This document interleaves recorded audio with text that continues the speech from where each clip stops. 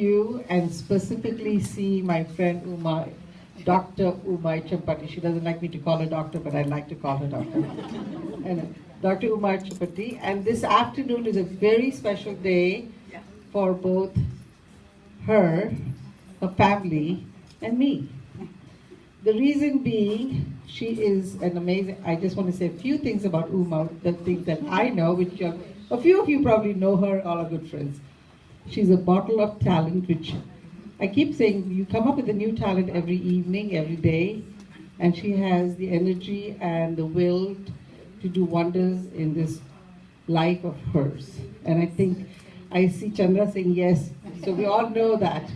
And when she was very sick, she is determined. When I remember about 3 years ago, she was helping my daughter's Archana's wedding with it.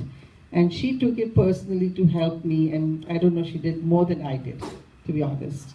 And she got so sick after that it needed her almost 6 months to recover. So I feel very obligated, and I say, I'm going to take care of this lady for the rest of my life. But since then, she has done so much. She's, of course, all of you know, she has been was a practicing physician for almost 40 years as an OBGYN. And she has done wonders to care of her son Aditya and Soumitra then. After that, she went, after retirement, I must say, she went belly dancing. She's gone to, I don't know what all places she's done.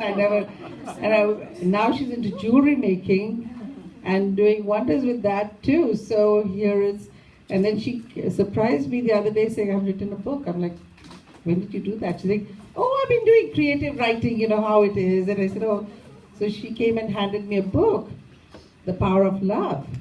And said, I said, the book is ready already? She said, yeah, and here's it, the copy. She came and personally gave it to us. So, with no further ado, I'd like to hand over the mic to Dr. Uma Champati, and she will talk about the power of love. Boom.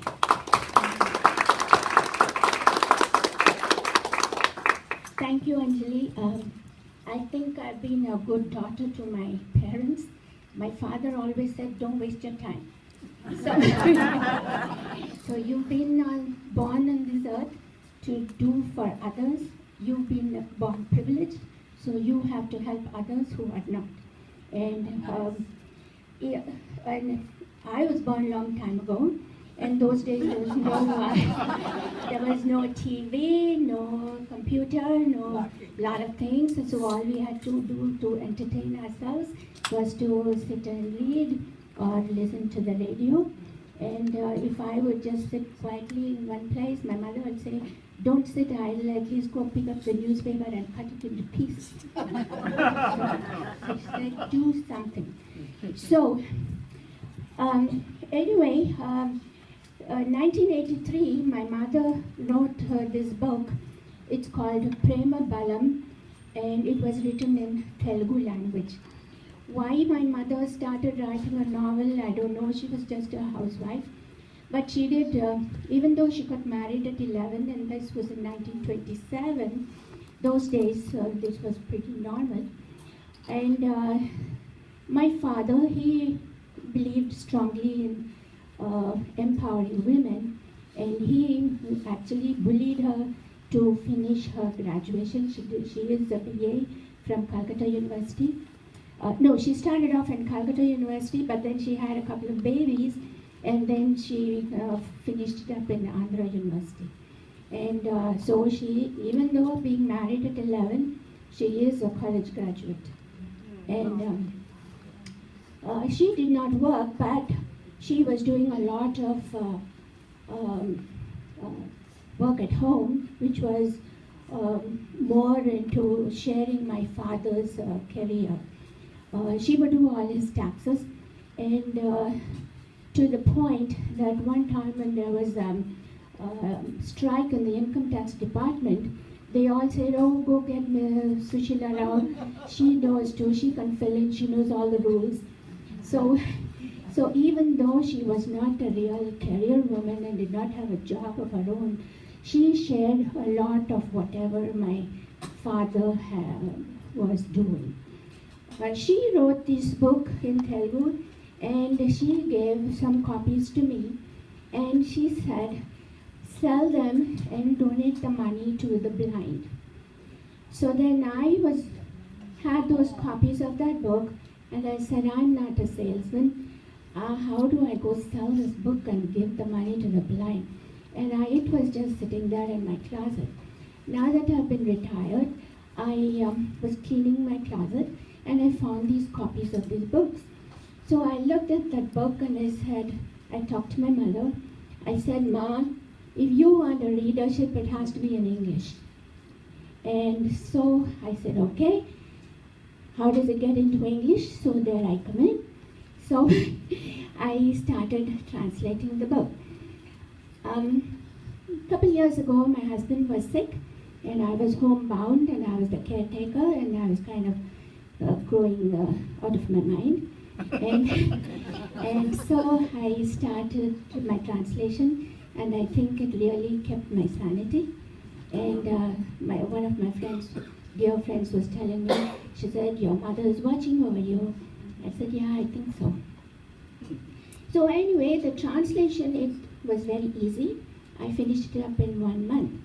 But when I started to revise it to get the proper syntax and the grammar into English, it took me almost 6-7 months going through the 6-7 drafts, and every time I read it, I'd say, oh, this doesn't sound right, oh, this doesn't sound right. And so it went on and on. And then I tried to find a publisher. And I don't know how to find a publisher.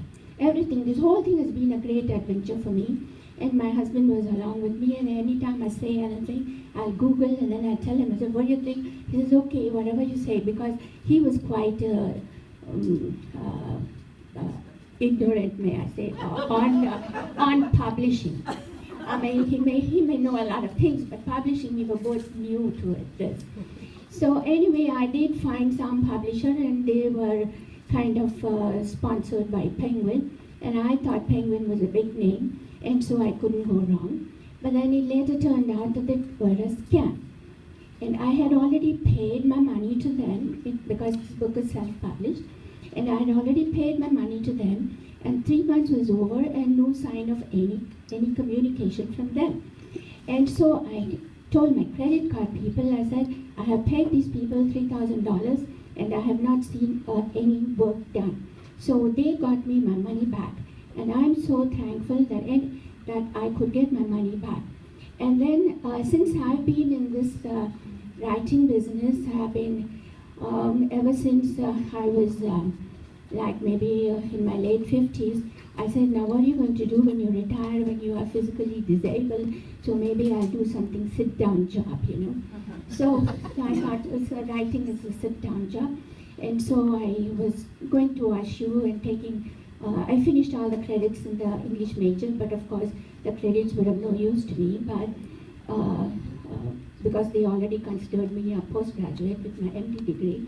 But it was a good introduction for me into English literature, and because most of the exams I've been doing are all in multiple choice, and you don't write a single sentence. And when I've been working and I write my progress notes, and I don't write progress notes in sentences. I just write the episiotomy healed. So there is no subject, no object, no verb, you know, it's just a little note. So I had to start all over again trying to write a good sentence in English, even though I thought I knew English.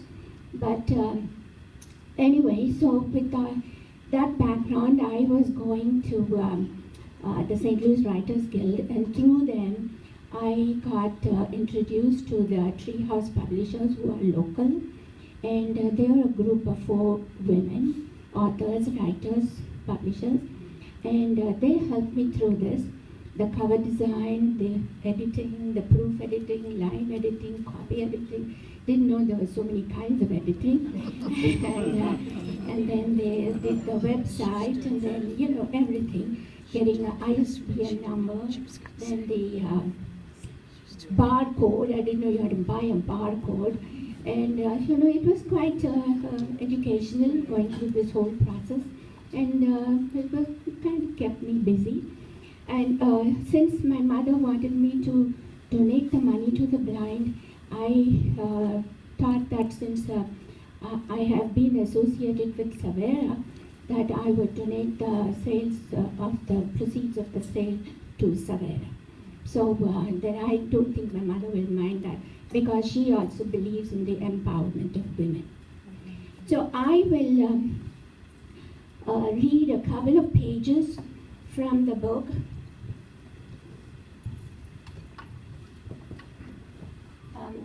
This is a character whose wife has just died of a brain tumor, and he has this little 5-year-old child.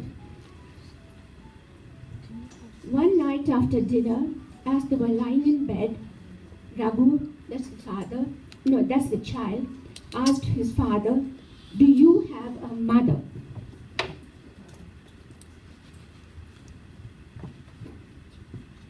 Shekhar was surprised. Whatever was the child thinking? "No, dear, I don't have a mother," he said slowly. Raghu then got out of his bed and came to his father. "Nana," that's what we say in for daddy in Telugu. "Nana, as you are crying, I've come near you." Shekhar took the child close to him. "Nana," "Yes, dear." "Can I ask you something?" "Ask, child, whatever you want, ask." "I don't want anything." "Tell me, child, what is it you want?" Adama said, and he stopped. Adama was his nanny. "What did she say?" "You said God took mother away. How did she go then?" "What can I say?" Adama said that mother died, and those who die are burned. And he hid his face in the pillow.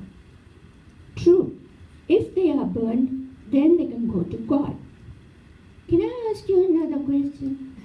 "Ask, Raghu, there is no need to be afraid of me." And he held him close. Raghu hesitated to ask. "Why are you quiet? Ask." "Shall I ask?" "Ask," the father cajoled. "How far have you studied?" "Why, did I do something wrong?" "No. Whenever I ask Adama a question, she says, 'I am not educated, ask your father.'" "Is that all?" "Nana, does God know only Hindi and not know any other language?" "Why not? God knows all languages. But I'm not educated at all." "Then shall I read you a story?" "No, I have to write a letter." "To whom?" "God." "To God?" The father paled. "What, do you want to write?" "I will write it." Then Raghu got a sheet of white paper and a pencil from the desk. Shekhar's eyes were moist. "Raghu, shall I get you another mother?" "Oh no, I'm afraid of these women," he said and sat on the bed. "Write the letter," he ordered. "What should I write?" the father asked. "Raghu wants a mother. What will you do with my mother? Everyone has a mother. Me and Nana do not have a mother. So please send mother back quickly." "Is that it?" said Shekhar, pained. "That's all." He jumped from the bed, snatched the letter from his father, and ran. "Child, what are you going to do with the letter?" "I will burn it and it will go to God." "Adama, he wants to burn the letter, so be careful," yelled Shekhar. Shekhar did not know what to do. It was over 2 months since he went to work. "Can I leave Raghu in this condition? How do I solve this?" "Nana, I burned the letter," Raghu said as he came back into the room. Shekhar sat him on his lap and he said, "I will send you to school. So will you go to school?" "So what do they do there in school?" "Well, there'll be other children like you and you can play with them and they will also teach you." "All right, I'll go," Raghu said cheerfully. "And then go to sleep. In the morning, we will go to school." So this is just right in the middle of the story. So I think you will enjoy reading it. It tells you life as she knows it in the 1950s, and I'm sure her all her thinking and her thoughts and her writings are all a collection of her life experiences. So it will take you back to a different time and a different age. Another thing I would like to tell you about, there is the troubles I had with the translation. I have never done a translation before. I mean, like, I've been trying to do some writing, but I have never done translations before. And then it was really peculiar that I kind of did some research about it, and I discovered that most Indian languages are what they call an SOV language. That is a subject, object, and verb. And English is an SVO verb. And so in the translating and writing my sentence, and like I said, the first draft of mine took only 1 month. But then the next draft, trying to get the syntax straight, it took me another 6 months. And there were quite a few things that I've been learning along the way, and I've been quite enjoying this adventure. And I'm really happy and thankful for all of you to come, listen to me, being a real good, obedient daughter, doing as my mother told me. Even though she's been gone for a long, long time, still she is with me. Thank you.